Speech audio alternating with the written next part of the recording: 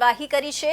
નાસિકના ત્ર્યંબકેશ્વરની દ્વારકા જતી ખાનગી લક્ઝરી બસને નડેલા અકસ્માત બાદ જિલ્લા કલેક્ટર મહેશ પટેલના નેતૃત્વમાં સમગ્ર વહીવટી તંત્ર તાત્કાલિક હરકતમાં આવ્યું હતું। શામગહાન સામૂહિક આરોગ્ય કેન્દ્રમાં આસપાસના પ્રાથમિક આરોગ્ય કેન્દ્રોના કર્મચારીઓને તૈનાત કરી ઘાયલોની સારવાર શરૂ કરવામાં આવી હતી। ગંભીર ઇજાગ્રસ્તોને આહવા અને સુરત સિવિલ હોસ્પિટલમાં ખસેડવામાં આવ્યા હતા। સામાન્ય ઇજા પામેલા 19 મુસાફરોને પ્રાથમિક સારવાર આપ્યા બાદ 3 મેડિકલ સ્ટાફ અને 1 પોલીસ અધિકારીની ટીમે તેમને મધ્યપ્રદેશની પિટોલી બોર્ડર સુધી સલામત રીતે પહોંચાડ્યા હતા।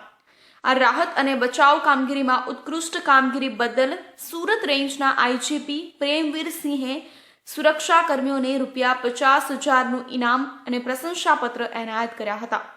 નાયબ પોલીસ અધિક્ષક SG Patil, PI RS Patel સહિત 6 પોલીસ કર્મચારીઓનું વિશેષ સન્માન કરવામાં આવ્યું હતું।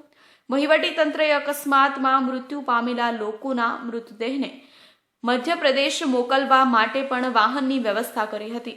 તારીખ 2 ફેબ્રુઆરી 2025ના રોજ વહેલી સવારે માલેગામ ફોરેસ્ટ રેસ્ટ હાઉસ પાસે એક ખાનગી બસના ચાલકે કાબુ ગુમાવ્યો હતો અને બસ આશરે 30 ફૂટ ઊંડી ખીણમાં ખાબકી ગઈ હતી।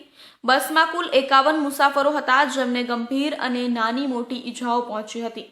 અકસ્માતની જાણ થતાં જ સાપુતારા પોલીસ સ્ટેશનની ટીમ ઘટના સ્થળે દોડી ગઈ અને તાત્કાલિક બચાવ કામગીરી શરૂ કરી હતી। મુસાફરોને બચાવવા માટે સર્ચ ઓપરેશન હાથ ધરાયું હતું।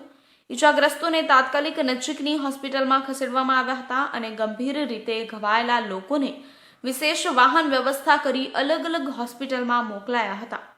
પ્રાથમિક સારવાર બાદ ઘાયલ મુસાફરો માટે રહેવા અને જમવાની વ્યવસ્થા કરવામાં આવી હતી। તેઓને સલામત રીતે પોતાના વતન પરત મોકલવાની તૈયારી પણ કરવામાં આવી હતી। આ જંબાઝ બચાવ કામગીરી માટે સુરત વિભાગના પોલીસ મહાનિરીક્ષક આઈજીપી પ્રેમવીર સિંહે ડાંગ પોલીસની પ્રશંસા કરી અને તેમની શૌર્યભર્યા કામ માટે ₹50,000નું રોકડ ઇનામ અને પ્રશંસાપત્રો આપીને સન્માનિત કર્યા હતા। તો આ હતા